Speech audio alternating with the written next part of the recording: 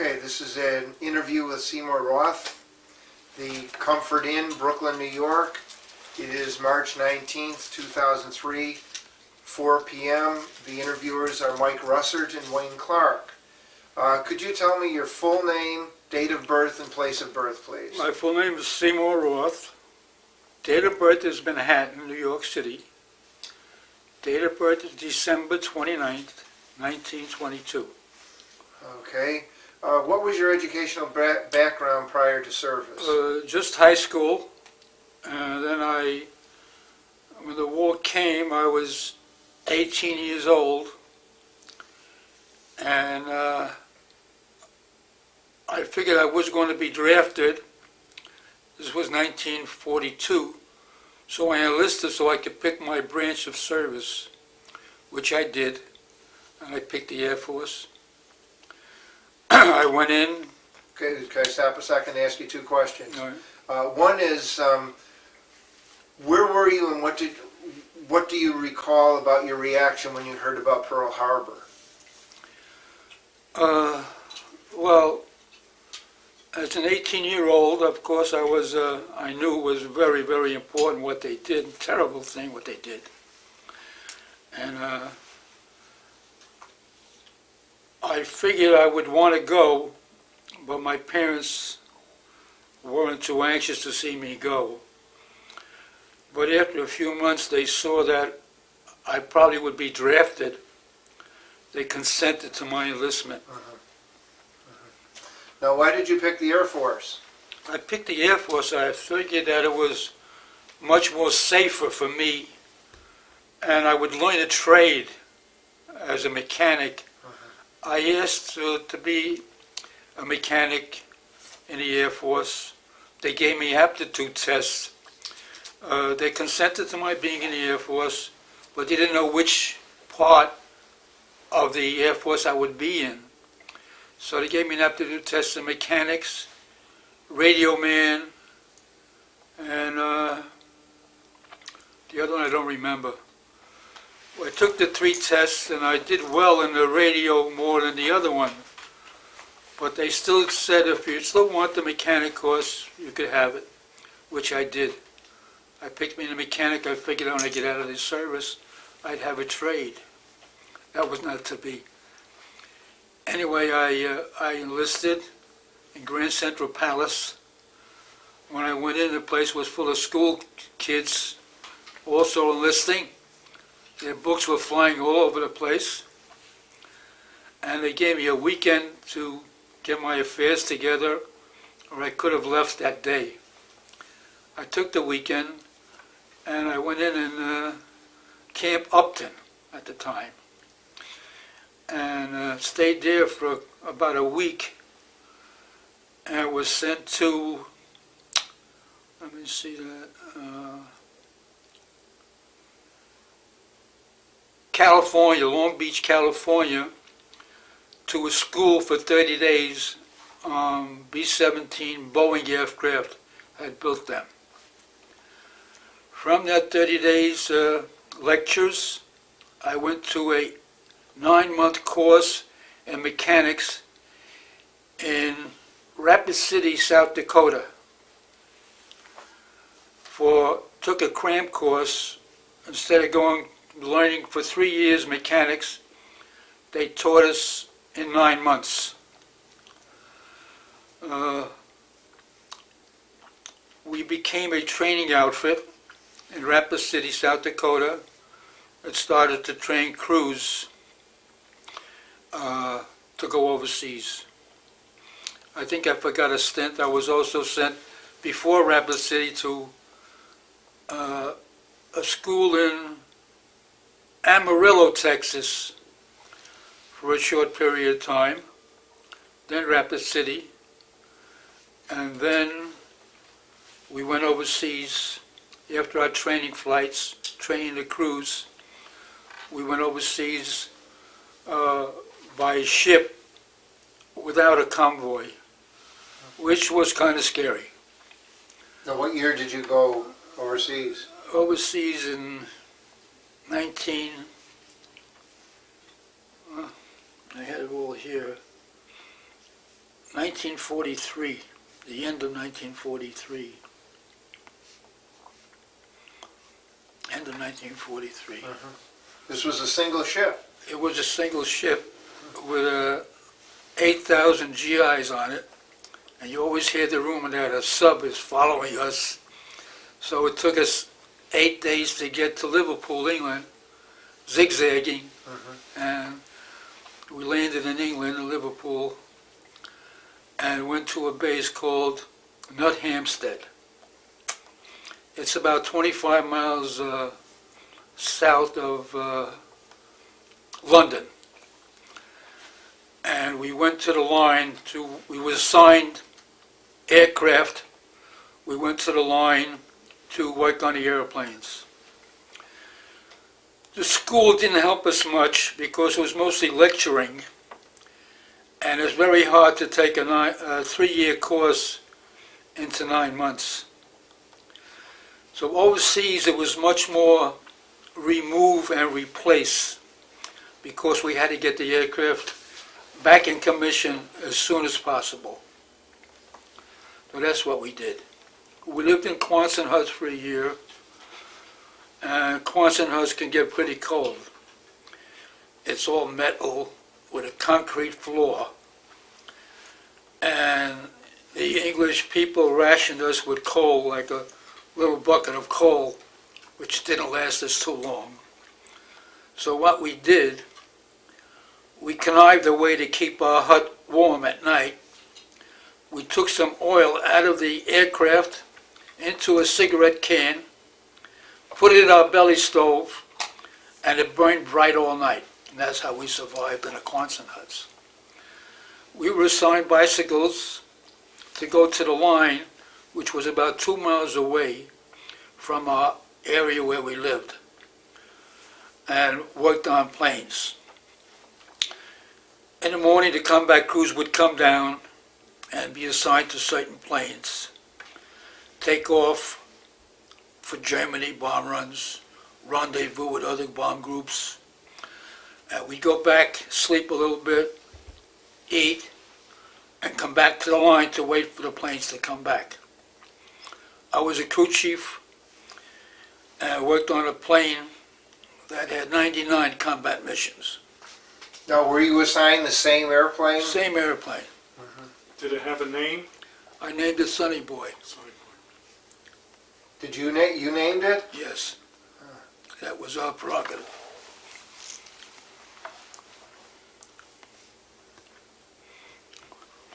Now, when you went down in the morning, what did you do before the plane took off?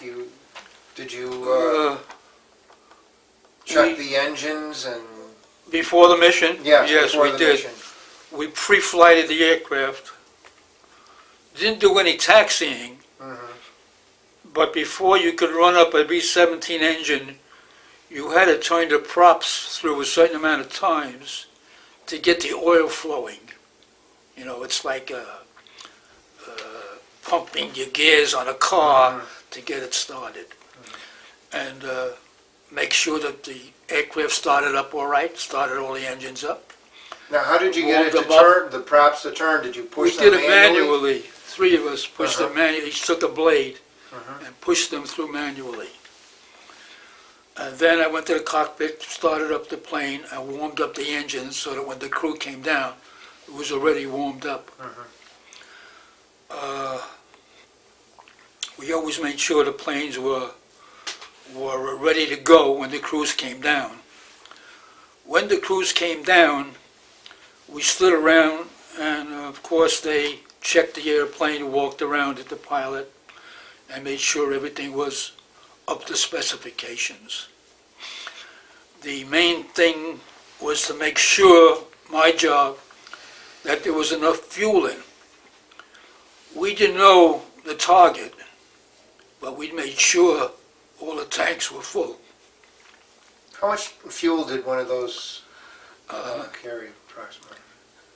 They had Tokyo fuel tanks in the wings and could carry 2,400 gallons of fuel with those tanks filled. In order to fill up those tanks, you'd have to get on the wing with the gas truck hose and go back and forth to the gas tank and let the gas settle before you could put in capacity of fuel. If you didn't do that, the plane wouldn't take off with enough fuel for the target. We didn't know how long. Some targets were 10, 12-hour targets far away, depending what the target was in Germany. Now, who loaded the plane with bombs? There was a special department called the bomb armament, I think it was called. They came down with the bombs loaded on a flatbed, loaded the bombs up. Radio operator went in the plane, made sure the radio was working good, which we did not do. We didn't know how to do that. The crews came down. The pilot would talk to me saying, "Is everything okay?" "Yes." And then they would take off. The next thing we would do is, if there was a plane that couldn't be ready, so we'd all merge on that plane, so we get it ready at least for the next day. We help each other out. What else? We were lucky we received a 48-hour pass leave every 10 days to go to wherever we wanted. London was popular at that time.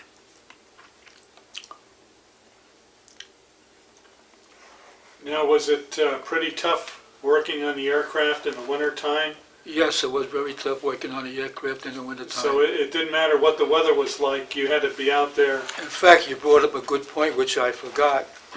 While working on the airplanes and while we were training the crews in Rapid City, South Dakota, it got pretty cold in the wintertime.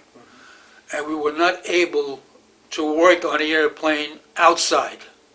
If you touched the metal, your hand would freeze to the metal. We were dressed warm enough. We had warm boots, warm jacket. You couldn't work with gloves on. You took the gloves off, your hand would freeze. So we needed a little more training hours for the crews to go overseas, for our outfit to go overseas, which our officers were very anxious. So in order to get some more flying time in training, they asked for volunteers to go to a warmer place for a couple more weeks. The training crews would fly over there. So we went from Rapid City, South Dakota, which had snowdrifts 8 feet tall, 4 below zero. We flew to, get this way. I'll get some water here.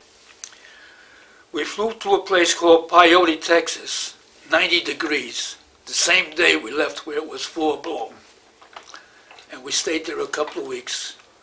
We were supposed to get our mail there. We never got any mail. They forgot about us. So after 2 weeks finishing our training, we went back to Rapid City. After we got all our training hours in, we were going overseas. We went to Boston. That was our POE, what they call Port of Embarkation. And we went to overseas there with the boat. We had heard that the ship that we went over with was sunk on the way back, which was a topic of conversation with us, that we just made it. Because the U-boats at that time were treacherous, you know. What else? Oh, after D-Day, we were sent to, my outfit was sent to Stuttgart, Arkansas, to await discharge. At that time, there was a point system. You had to have so many points to get discharged. I don't remember exactly how many points you needed. But while we were laying around here for 30 days waiting to be discharged, excuse me, the Army doesn't like you to be idle. So they took us down to their line and assigned a plane to us, which was not a B-17. It was called an A-26, a fighter bomber. And they told us to get it in shape We didn't know the first thing about it. And I went down the line and I got into the plane. I think I have some pictures here. And here comes a crew with parachutes, a 3-man crew, and come over to me and say, "You the crew chief?" "Yes, I'm the crew chief." "Is the plane ready?"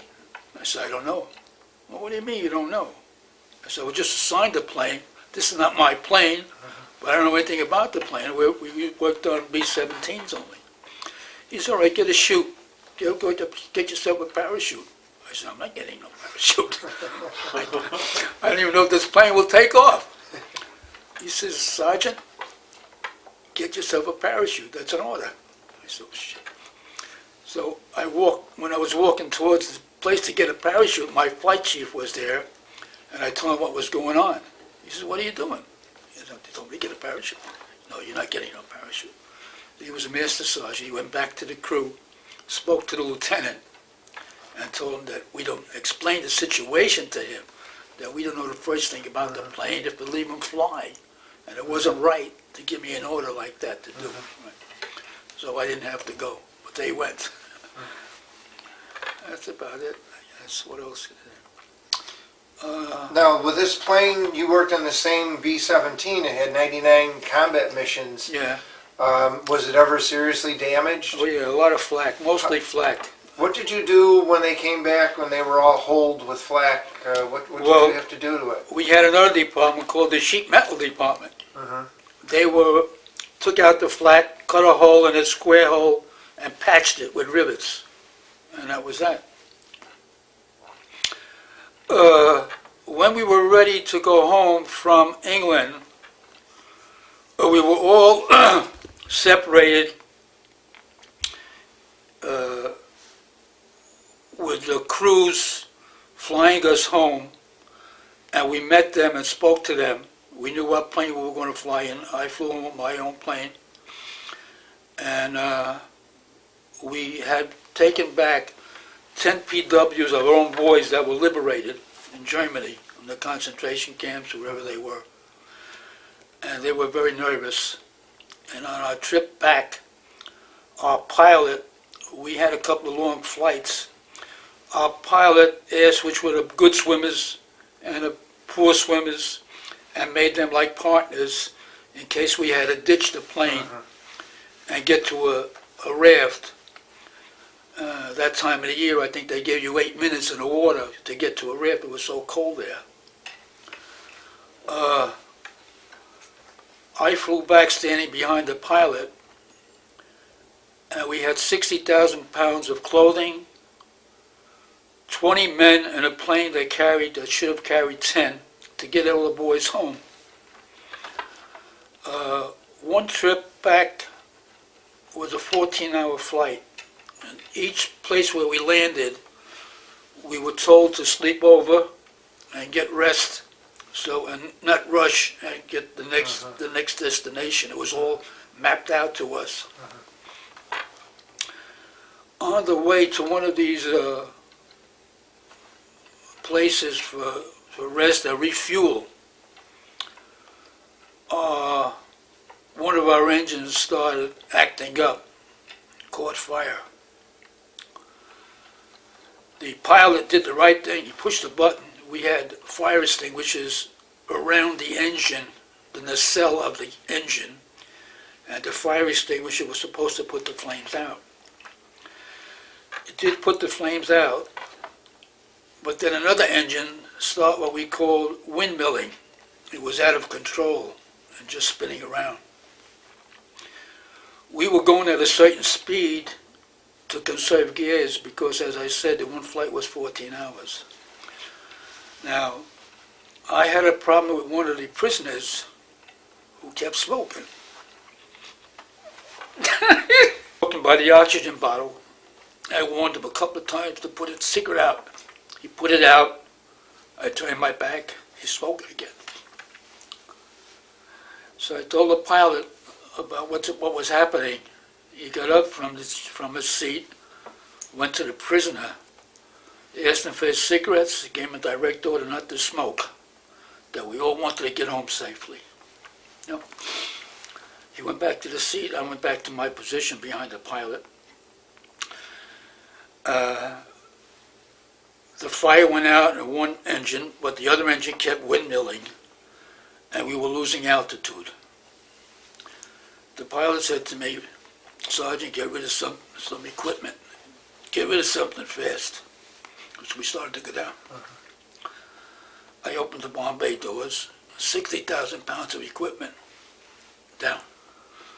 We start leveling off better, and he was calling for an emergency landing in Greenland. Greenland is very tricky for pilots that didn't take off and land there. I think they took off and landed the same direction, I don't remember. But it was tricky for him. But we had the best crews in the world. And we made an emergency landing in Greenland. That time of the year, it was 6 months day and 6 months, 6 months day. We landed there in the daytime. We walked around there after we landed, and the plane was being taken care of by their mechanics to help us get that plane ready to make the next stop. And I stayed there and helped them. We walked around and we saw sandbags against the Quonset huts there, so the wind wouldn't blow them away. And the next morning, the plane was ready, and we took off, and we landed in Boston, which at that time was called a graveyard. And as we circled the airfield, we saw thousands of airplanes just lined up like a parking lot. They had done their job. That was it. That's the one. After that, I went to Stuttgart, Arkansas, and discharged from Stuttgart, Arkansas. That's it. I was in 3 years and 1 day in the service. Well, why don't you tell us about some of the things you brought in? What is this? Oh yeah, this is our squadron insignia, Hell's Angels. Why don't you hold it up to the camera? Okay. Now, what was your squadron? This is the 601st Squadron, 398th Bomb Group. There were 4 squadrons in our group, 600, 1, 2, and 3.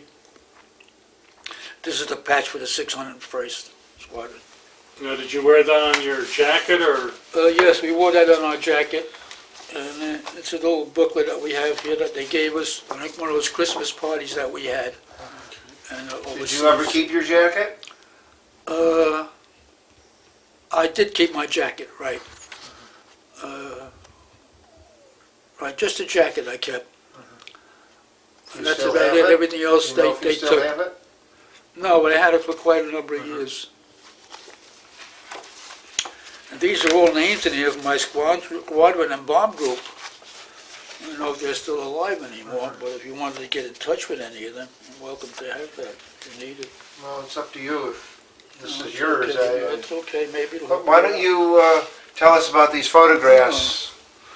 Now, if you hold them up, Okay. Wayne can get in on them. These are photographs working on my plane after it came back to get it in shape for the next mission. Now, you're Cy up in the I'm corner Cy. there, okay? I'm Cy. I'm assuming that. Yeah, I'm Cy. And 3 of us worked on that. We'd get a long, tall crew chief stand, what they call it, so we could work on the engines, which were about 10 feet tall off the ground. Now, how long did it take you to pull an engine out? Not long. We'd get a jack with a pulley and pull it out. It would take maybe an hour. We'd have to loosen all the bolts, get that jack with the crane and take it out. Okay. We also,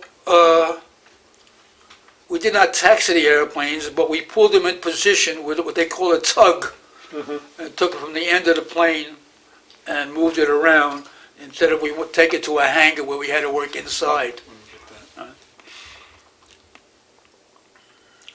How often did you have to change the engines in a plane?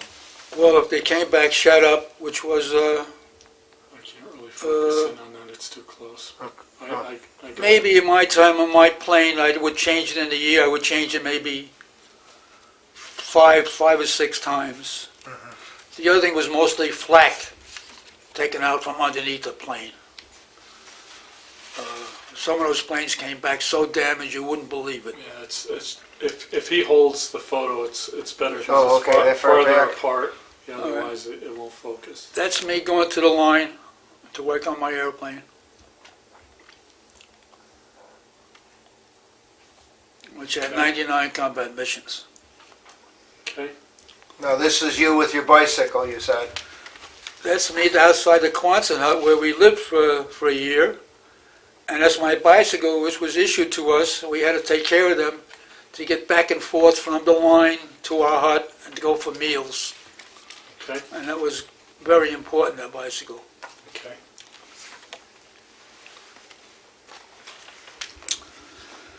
Oh, this is a picture in Rapid City, South Dakota, while I was going to school one day on my Liberty leave. And we took this picture. I don't see any snow. We had a summer there too. Okay. No. What Whoops. do we got here? Okay.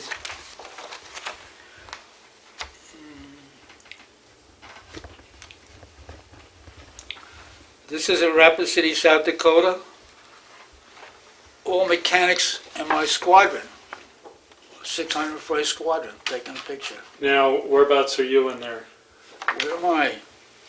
I'm with the little X by my feet. Oh, okay.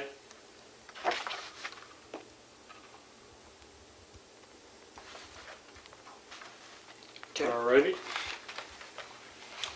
And behind us is a hangar where sometimes we had to work on a plane where it was raining. We had to pull it into the hangar to do some inside work.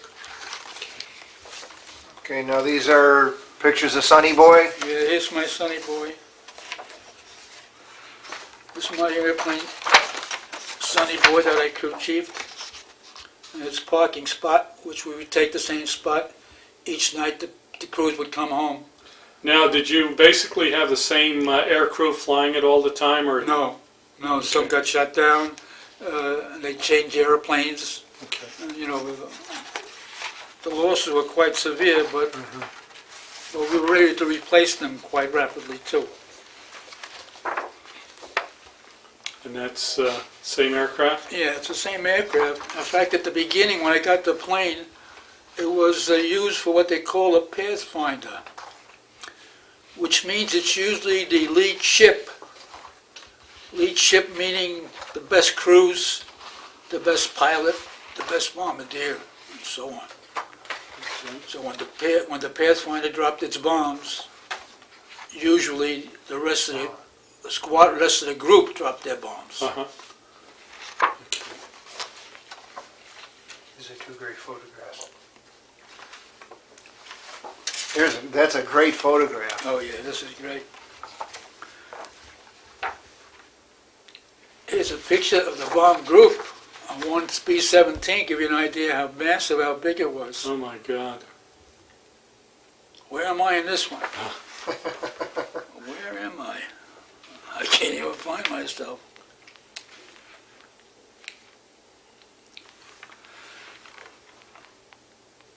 Now, the group had 198 combat missions. We received 4 citations for precision bombing and hitting very important targets.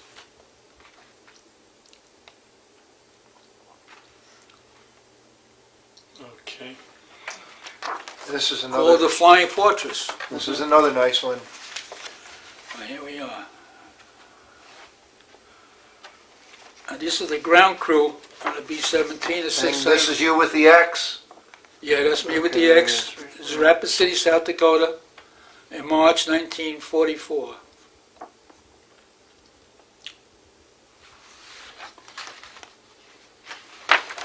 Now, did someone take these from the plane for you? Yes. Yes, during the mission, the pictures are taken to see how accurate the target was hit. And these are pictures. I'm going to show them one at a time.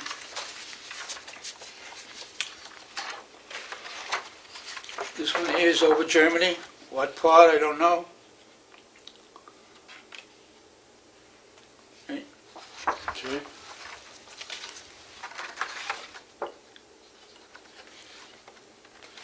Here's one of our group bombing Berlin as a target.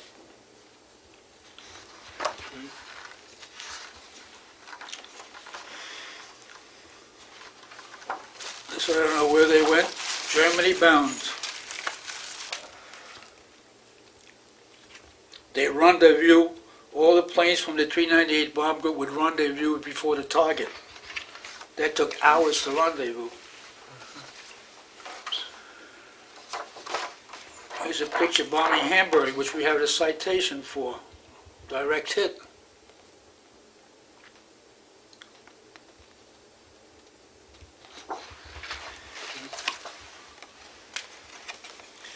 These are two of my buddies. One is a parachute rigger. That's Harold Sampson. Frank Spingola, instrument specialist. When instruments were shut up, they'd come in the plane and replace the instrument for next day bombing. And that's me on the other end.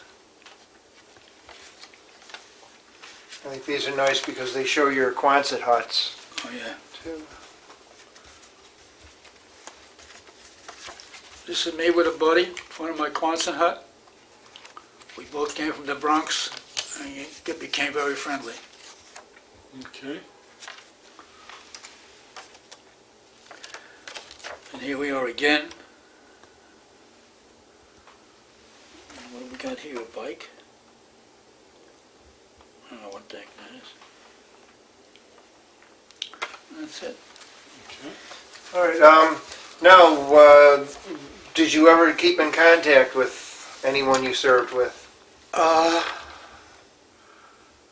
did for a while. One of my buddies, whose name was Rob, R-O-B-B, I forget his first name, we had joined the 398th Bomb Group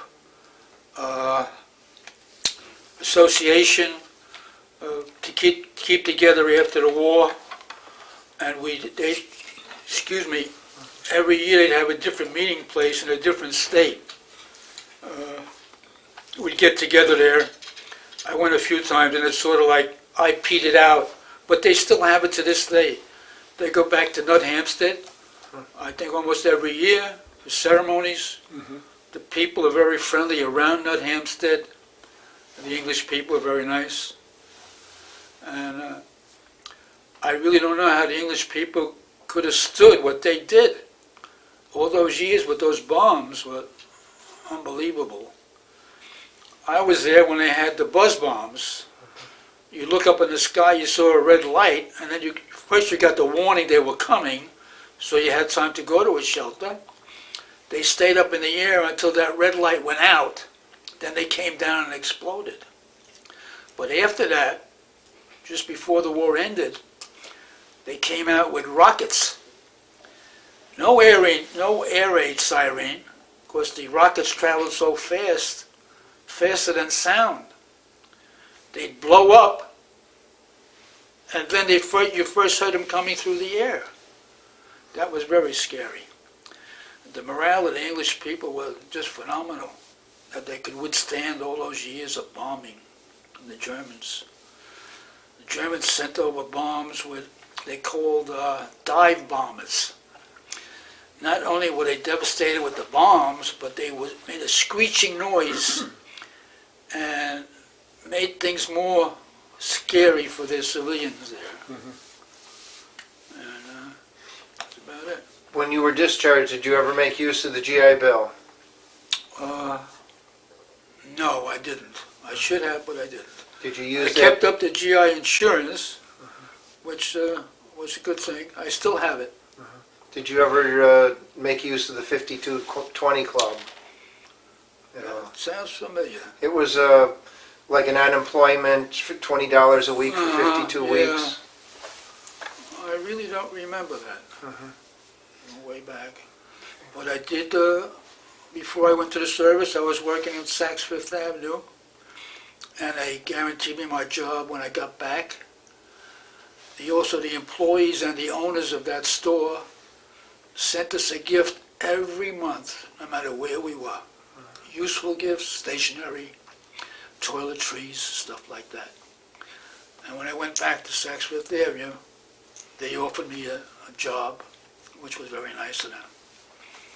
But that didn't seem to work out.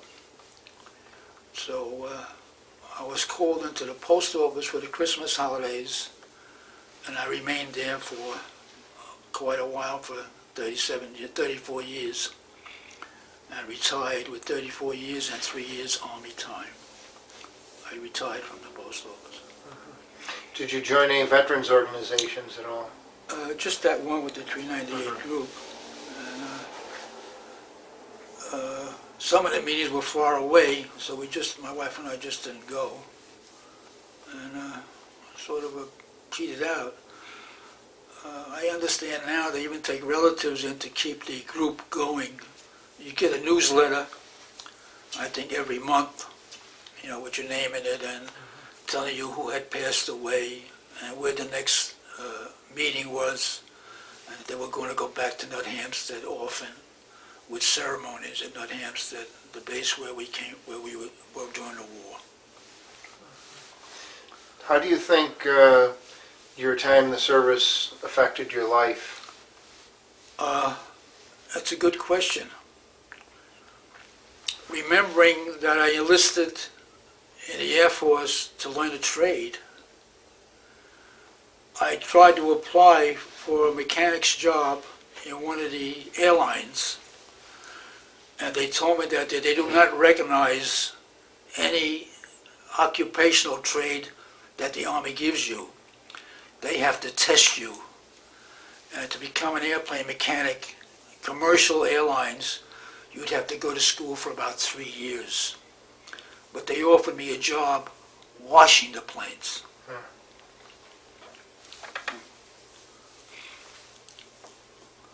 So what I really learned in school was all right during the war to remove and replace and keep the planes flying. But to work on commercial airlines, I know myself I didn't have the knowledge to do that, to keep the planes safely up in the air. There's no remove and replace. You have to fix things, and the schooling's more severe. 3 years is not 9 months. So I stayed in the post office. Okay. All right, well, thank you very much for the interview. Okay, good.